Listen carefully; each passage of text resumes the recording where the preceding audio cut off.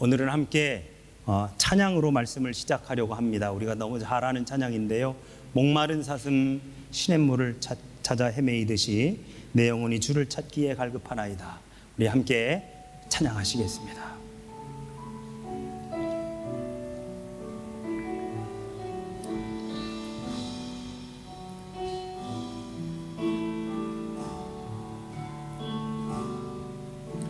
목마른 사슴 시내 물을 찾아 헤매이듯이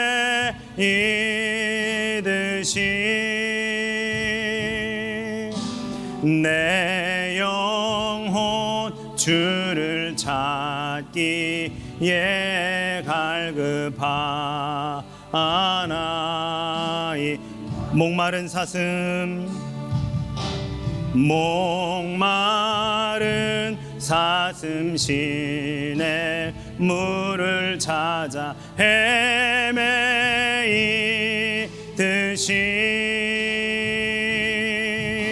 내 영혼 주를 찾기에 갈급하나이다. 주님만이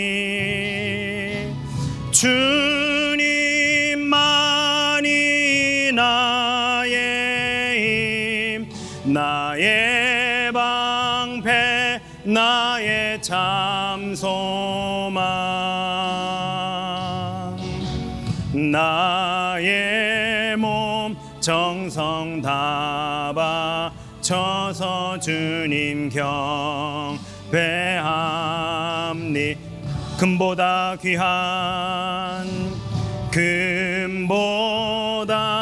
귀한 나의 주님, 내게 만져 주신 주.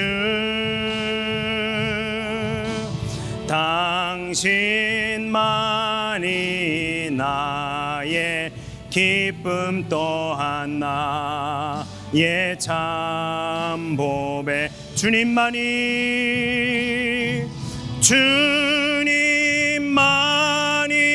나의 힘, 나의 방패, 나의 참 소망. 나의 몸 정성 다 바쳐서 주님 경배하. 주님만이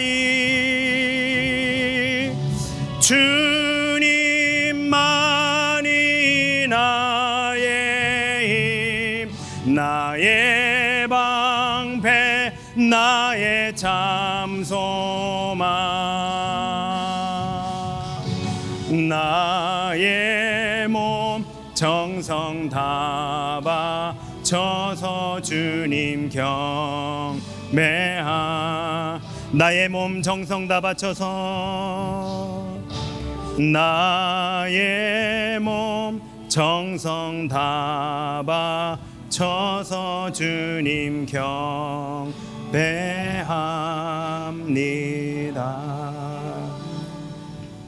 목마른 우리가 시냇물을 찾듯이 다시 저희들이 주님의 존전에 모였습니다. 하나님, 우리가 이 이국 땅의 삶을 살아가면서 늘 주님을 찾기에 갈급하기를 소망합니다. 세상의 것을 사람들이 찾고 있기에 우리도 찾고 이루려 하고 성취하려 하는 것이 아니라 하나님 우리에게 말씀하신 것들만을 바라보며 성취하기 위해 최선을 다하는 우리 모두가 되게 하여 주시옵소서. 말씀을 나누고자 합니다. 우리 모두에게 주시는 하나님의 귀한 말씀이 큰 은혜가 넘치는 이 시간이 되도록 역사하여 주시옵소서. 예수님의 이름으로 기도하옵나이다. 아멘. 아멘. 오늘 우리가 읽은 이 요한복음의 말씀은 다른 복음서하고는 조금 다릅니다. 여러분, 우리는 마태, 마가, 누가복음을 소위 공관복음이라 그렇게 이야기를 하지요. 같을 공자에 볼 관자, 그래서 보는 관점이 같은 복음서다라고 해서 마태, 마가, 그리고 누가복음을 공관복음이라 그렇게 이야기합니다. 그리고 요한복음은 이 공관복음과는 조금 다릅니다. 나중에 우리가 같이 다시 한번 그 누가복음의 말씀으로 수요 예배 때 나눌 시간이 분명히 있을 텐데요. 그때도 말씀드리겠지만 복음서 중에서는 마가복음이 제일 먼저 쓰였습니다. 그리고 이 마가복음을 중심을 가지고 마태복음과 누가복음이 기록이 되어 있죠. 이 요한복음은 조금 다른 관점을 가지고 있는 성경입니다. 조금 비교해 보면 공관복음서는 예수님의 행적을 주로 기록했습니다.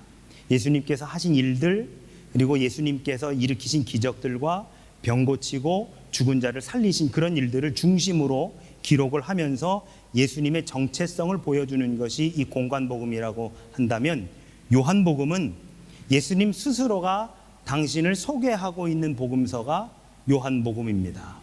조금 더 정확하게 말하자면 요한복음 저자가 예수님이 누구인지를 정의를 내려가면서 소개해주고 있는 것이 바로 이 요한복음이 되어집니다.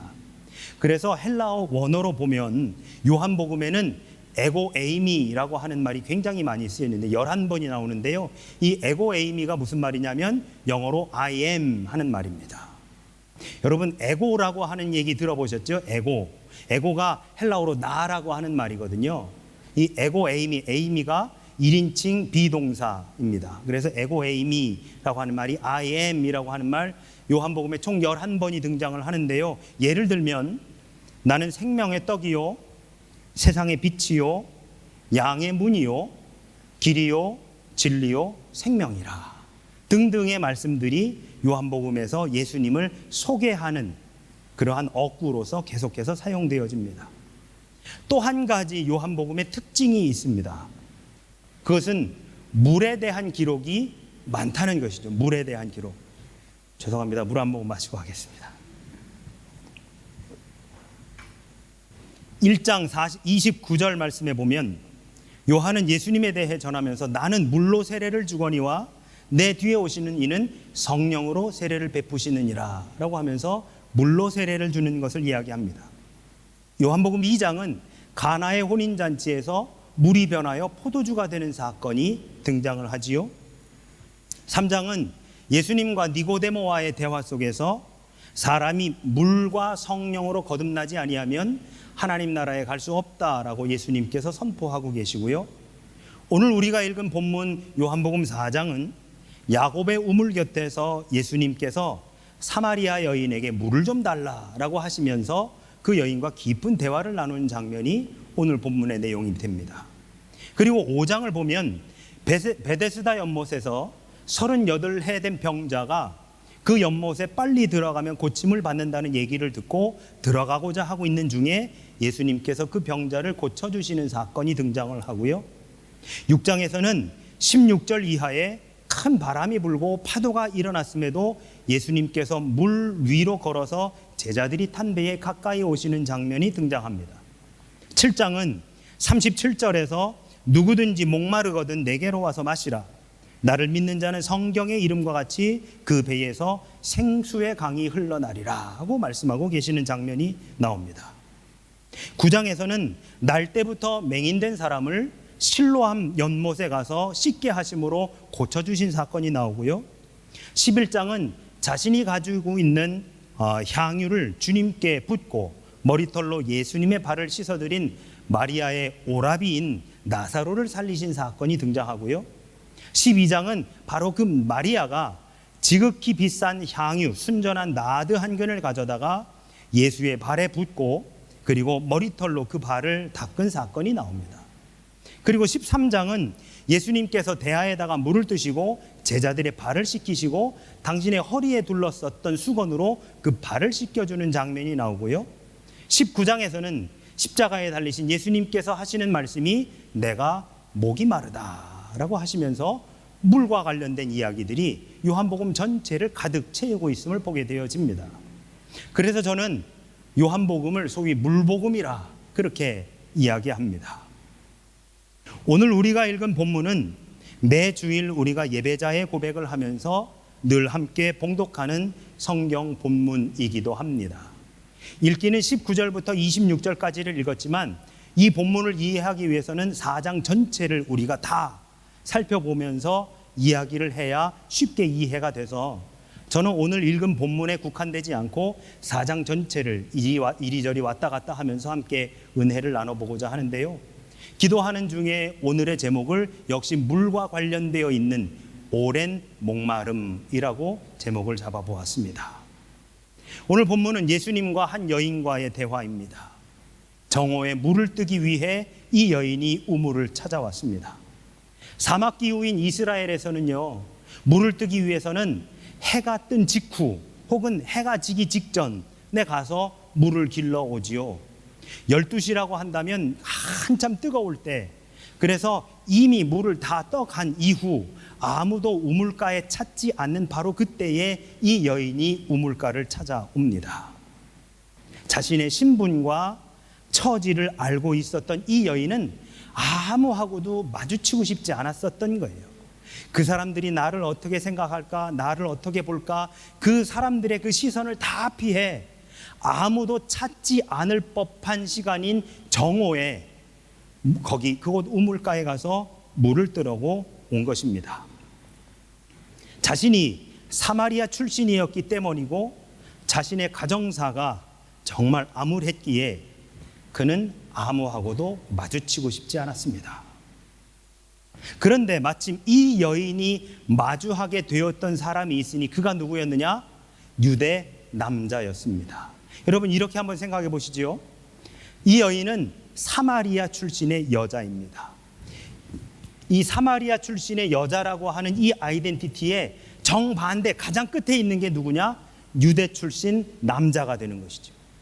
그러니까 어쩌면 이 여인이 제일 만나기 싫은 사람, 이 여인이 제일 안 만났으면 좋겠는 사람이 바로 유대 남자인 것입니다. 그런데 정말 아무도 안 만나겠지라고 생각을 하고 정오에 이 우물가에 갔는데 웬걸 거기에 유대 남자가, 그게 누구예요? 예수님. 그것도 그냥 지나치는 게 아니라 내게 물을 좀 달라라고 요청하고 계십니다. 이에 여인이 9절에서 이렇게 이야기합니다. 유대인으로서 어찌하여 사마리아 여자인 나에게 물을 달라 하나이까? 라고 그렇게 이야기하는데요. 우리가 이렇게 읽어보면 이게 어떤 의미이고 어떤 뉘앙스인지 우리가 성경을 읽으면 잘 모르는데, 여러분 가만히 들여다보면 지금 이 여인은요, 아까도 말씀드렸다시피 아무도 만나고 싶지 않아요. 그 어느 누구의 눈에도 자기는 띄고 싶지 않습니다. 제발 좀 나 좀 그냥 좀 내버려 둬. 그래서 너네들 다 물 뜨고 가면 그러면 나 혼자 조용히 갔다 올게 라고 하는 상황인 거예요. 그때 물을 길러 갔더니 예수님, 유대 남자가 나에게 물을 좀 달라고 하니 뭐라고 하는 겁니까? 유대인 남자가 왜 나한테 물을 달라고 그래, 이 시간에 와서. 지금 이거예요. 귀찮고 짜증나고 아무도 안 만날 것 같고 아무하고도 이렇게 마주치지 않을 것 같은 그 시간에 왔더니 정작 만난다는 게 누구예요? 유대 남자를 만난 거예요. 세상에. 그리고 그 남자가 물 좀 떠달, 참, 왜 하필 이 시간에 와가지고 나한테 물 떠달라고 하는 거. 지금 그 심정인 겁니다. 지금 이 19절의 말씀이. 인간이라면 누구나 태생적으로 역사적 환경을 가지고 태어나고 그리고 그 환경 속에서 자라납니다. 사마리아 여인이 사마리아에서 태어난 것은 스스로 선택한 것이 아닙니다.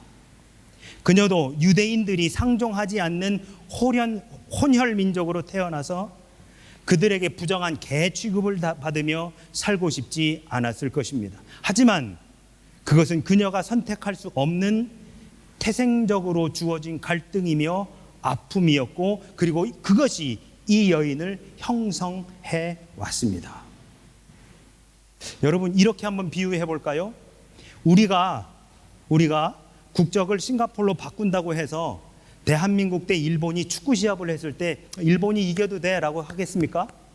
그런 사람 아무도 없지요. 네. 우리가 국적을 미국으로 바꿨다고 해서 대한민국 대 일본이 야구 경기를 하는데 그래 뭐 한국이 질 수도 있지 않은 사람 아무도 없습니다.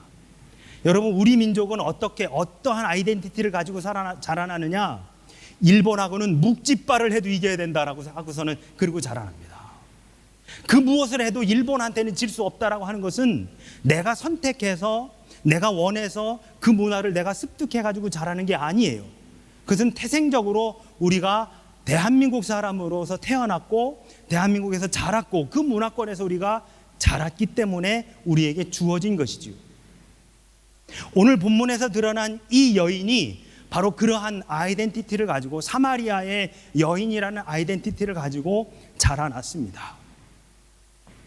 본문에서 드러난 예수 곧 유대인을 향한 이 여인의 적대감은 단지 사마리아 여인 개인의 성품 때문이 아니라 지금 말씀드린 것처럼 주어진 환경, 태생적으로 주어진 그 문화로 인해 그에게 주어진 그러한 모습이다라고 하는 것이지요.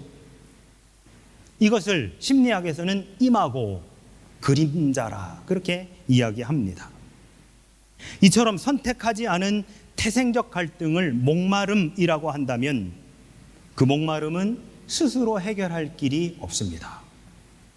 목마른 이의 몸과 영혼이 갈증으로 날카로워지듯이 태생적으로 지닌 역사적 환경 속에 이 여인은 유대인을 향한 갈등과 적대감을 늘 품고 있었고 굳이 정오에 물들어갔더니 거기에 그 유대인 남성이 서 있었던 것입니다. 그래서 그가 예수인지 아닌지는 상관없이 물 떠달라고 하는 그 사람에게 굳이 유대인 남성이 이 시간에 여기 와서 나한테 물 떠달라고 합니까? 라고 하는 귀찮은 듯 짜증나는 듯 말하고 있는 것입니다. 뿐만 아니라 이 사마리아 여인에게 예수님이 질문을 던지시는데요. 뭐라고 질문하시느냐? 16절 가서 내 남편을 불러오라. 여러분, 그 누구도 그 여인에게 남편을 불러오라고 이야기한 사람이 없었습니다. 그런데 처음 본 예수님이 그 여인에게 남편을 불러오라고 물으시는 거예요. 그런데 이 여인이 뭐라고 대답하느냐? 17절에서 나는 남편이 없습니다 라고 대답을 합니다. 그런데 이 여인의 남편이 없습니다라고 하는 이 답변에도 불구하고 예수님 뭐라고 하시느냐? 18절 너에게 남편이 5이 있었고 지금 있는 자도 내 남편이 아니니 내 말이 참되도다 라고 말씀하십니다. 여기에 이 사마리아 여인이 가진 또 다른 목마름이 존재하고 있었습니다. 여러분 보시죠. 남편이 5이 있었다는 이야기는 합법적으로 결혼한 사람이 5명이라는 겁니다. 그리고 지금 사는 남자는 남편이 아니다라고 하는 얘기는 지금 사는 남자하고는 동거하는 것 같습니다. 그러니 이 여인에게 있어서 5명의 전 남편이 있고 지금 사는 남자는 남편이 아니다라고 하는 거지요. 누구나 그러하듯 이 사마리아 여인도 그저 보편적인 삶을 살기를 원했을 겁니다. 남들보다 막 특출나거나 너무 떨어지지 않고 그저 평범한 삶을 살기를 원했었을 것입니다. 그런데 이 여인은 삶을 살아가다 보니 그것이 자기의 잘못된 선택 때문인 것인지 아니면 그 무엇 때문인지 무려 5번이나 결혼했다 이혼했다를 반복했고 지금 만나서 의지하며 사는 사람하고는 결혼조차 하지 못하고 살고 있는 그 형편에 놓여 있는 것이지요. 어쩌면 이 여인은 삶에 대한 환멸을 느끼고 있었을지 모르겠습니다. 이렇게 표현할까요? 하루하루가 지긋지긋한 여인인 거예요. 하루하루 사는 것이. 뿐만 아니라 이러한 여인의 개인적 삶을 통해 그 여인을 바라보는 사마리아 사회 내의 시선이 어떠했을지 우리는 어렵지 않게 생각해 볼 수 있습니다. 누구라도 그 여인에 대해 수군거리고 손가락질하고 혀를 쯧쯧쯧쯧 하면서 그 여인에 대해 곱지 않은 시선을 보냈을 겁니다. 그 여인을 지나가기라도 한다면 그 여인을 쳐다보는 그 시선이 그 여인이 너무너무 그러한 시선이 너무 싫어서 그래서 아무도 없는 아무도 만나지 않을 것 법한 바로 그 정오에 그 우물가에 가서 물을 길러 온 것이지요. 예수님의 질문은 이 여인의 개인적인 아픔과 그로 인해 사회적으로 겪고 있는 아픔을 동시에 향한 것이기도 했습니다. 사마리아라고 하는 곳에서 태어난 사마리아 출신이라고 하는 선천적으로 자기에게 주어진 그 목마름에 더하기 자신의 삶 속에서 자신이 선택했던 선택하지 않았던 무려 5번이나 이혼을 하고 지금 사는 남자하고는 결혼도 하지 못하고 살고 있는 바로 이 여인, 그래서 유대인들뿐만 아니라 사마리아 사회에서도 손가락질 받으며 살고 있는 이 여인의 지금 그 형편, 이 고통을 목마름이라고 이름한다면 그 목마름 역시도 스스로 돌이키거나 해결할 수 없는 것이었습니다. 이미 지나온 이 여인의 삶이 지닌 그 목마름은 자신이나 그 누구도 해결해 줄 수 없는 것이었습니다. 오늘 본문은 유대인들뿐만 아니라 사마리아 사회에서조차도 외면한 이 작은 한 사람의 오랜 목마름을 아시는 한 분이 계셨음을 우리에게 말해주고 있습니다. 예수님은 개와 같이 부정한 사마리아 출신의 남편이 5번이나 바뀌었고 이제는 또 다른 남자와 살고 있는 사회적으로도 낙인 찍힌 그 여인에게 10절에서 이렇게 말씀하십니다. 내가 만일 하나님의 선물과 또 내게 물 좀 달라 하는 이가 누구인 줄 알았더라면 내가 그에게 구했을 것이요 그가 생수를 내게 주었으리라. 영원히 목마르지 않고 그 속에서 영생하도록 솟아나 다시는 여기에 물길로 오지 않아도 되는 생수를 주겠다고 오늘 예수님은 그 여인에게 말씀하고 계십니다. 여러분, 물은 생명이기에 물을 마시지 못하면 인간은 죽고 맙니다. 죽을 수밖에 없는 이 목마른 그 여인에게 예수님은 영생하도록 솟아나는 생수를 주겠다고 약속하고 계십니다. 그리고 이 여인이 예수님께 한 가지를 더 조심스레 묻습니다. 20절입니다. 우리 조상들은 이 산에서 예배해야 한다고 하는데 당신들의 말은 예배할 곳이 예루살렘에 있다 하더이다. 여러분, 사마리아인들은요, 신명기 27장 12절을 보면 그리심산이라고 이름되어져 있는 그 산이 어떤 산이냐면 아브라함이 이삭을 데리고 가서 거기에서 번제로 바치려고 했었던 산이 그리심산이라고 생각합니다. 그래서 그 그리심산에 올라가서 예배 드려야 된다. 왜? 아브라함이 첫 번째로 번제단을 쌓고 거기에서 하나님께 예배 드렸으니 거기서 예배 드리는 것이 맞다라고 사마리아인들은 그렇게 생각했습니다.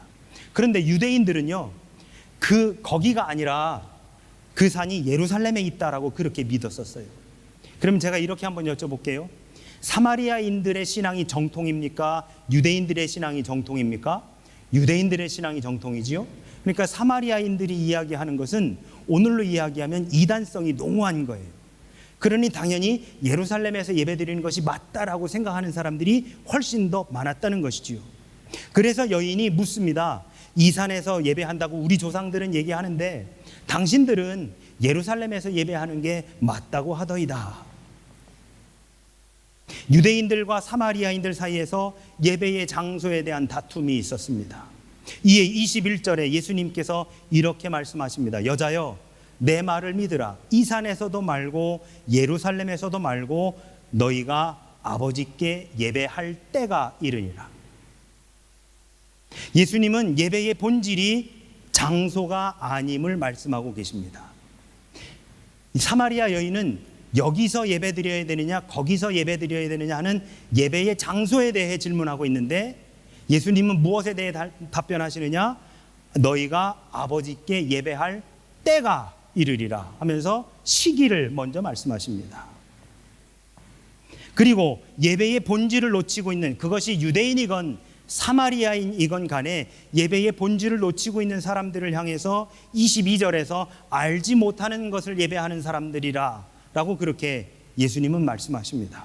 즉 예배하는 자들이 그 본질을 놓치고 있으며 알지 못하는 것을 예배하고 있다라고 하는 그러한 말씀이 되지요. 그리고 그 예배의 본질에 대해 말씀해 주시는데 23절, 참된 예배는 장소의 문제가 아니라 영과 진리로 예배 드리는 것이다. 23절의 말씀입니다. 아버지께 참되게 예배하는 자들은 영과 진리로 예배할 때가 오나니 곧 이때라. 아버지께서는 자기에게 이렇게 예배하는 자들을 찾으시느니라.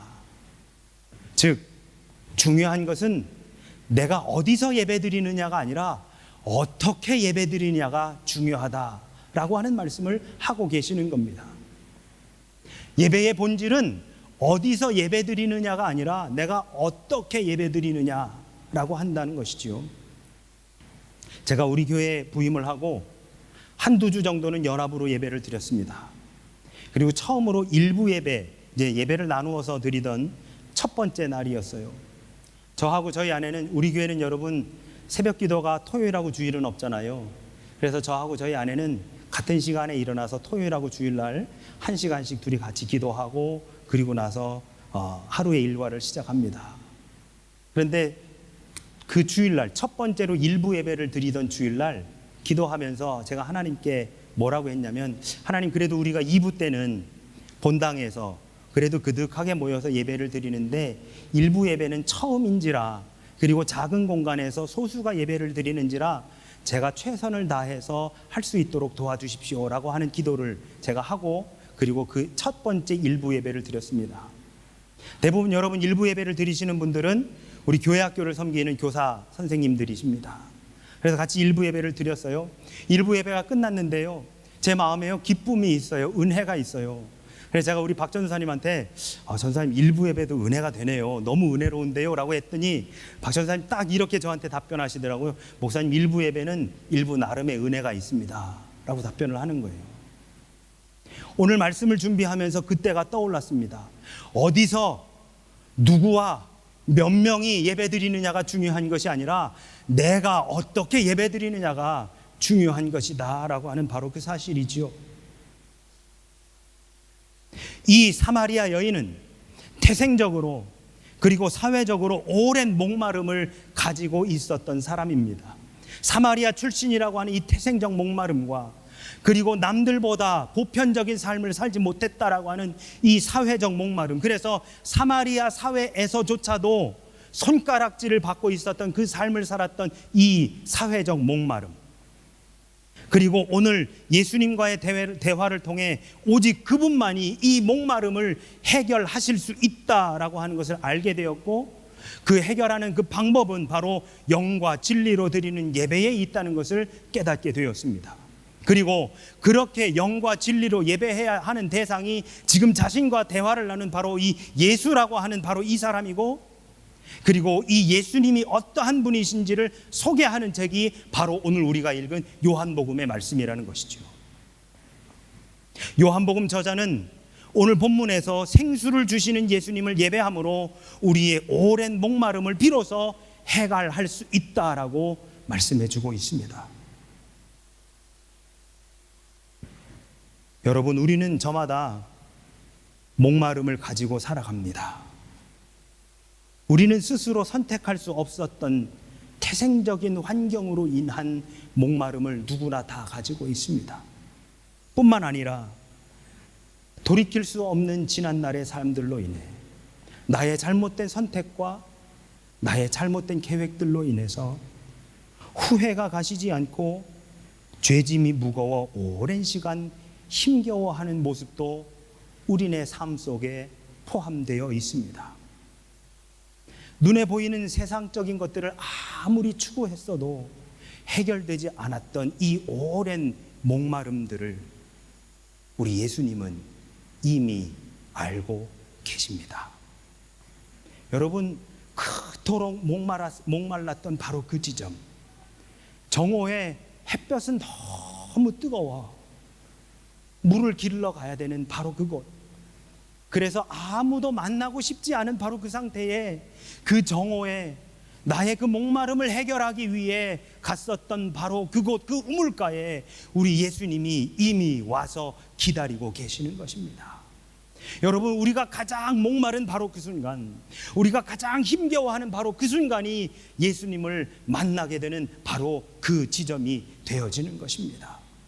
우리가 힘겨워하는 바로 그 부분, 우리의 태생적인 목마름이든 사회적인 목마름이든 바로 그 목마름이 가장 심한 바로 그곳에서 아무도 만나기도 싫고 아무하고 대화하고 싶지도 않고 그 누구하고도 연락하고 싶지 않은 바로 그 순간에 우리 예수님이 먼저 찾아와 주시고 먼저 물어주시고 먼저 손 내밀어 주시더라라고 하는 것이지요. 14절에 우리 예수님 이렇게 말씀하십니다. 내가 주는 물을 마시는 자는 영원히 목마르지 아니하리니 내가 주는 물은 그 속에서 영생하도록 솟아나는 샘물이 되리라.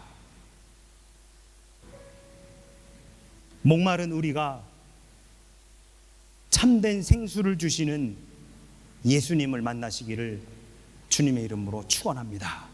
예수님을 영과 진리로 예배할 때 마침내 우리는 우리의 오랜 목마름을 해결할 수 있습니다.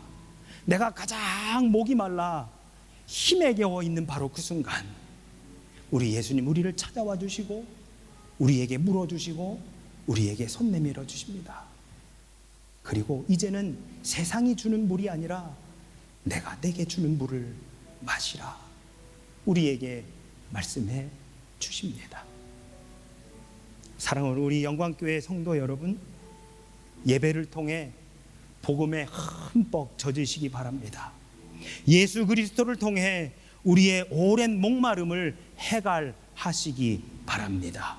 태생적인 목마름, 사회적인 목마름, 내가 선택했었던 그 잘못된 선택으로 인해 지금까지 내가 가지고 있었던 이 목마름, 우리 예수님이 이미 아시고 우리를 찾아와 주십니다. 그분만이 우리의 소망이요, 그분만이 우리의 생명이시며 그분만이 우리의 참된 목자가 되어 주십니다. 영과 진리로 그분을 예배하는 삶을 통해 우리의 오랜 목마름의 해갈을 맛보시는 여기 모여있는 우리 모두가 되어지시기를 주님의 이름으로 축원합니다. 아멘.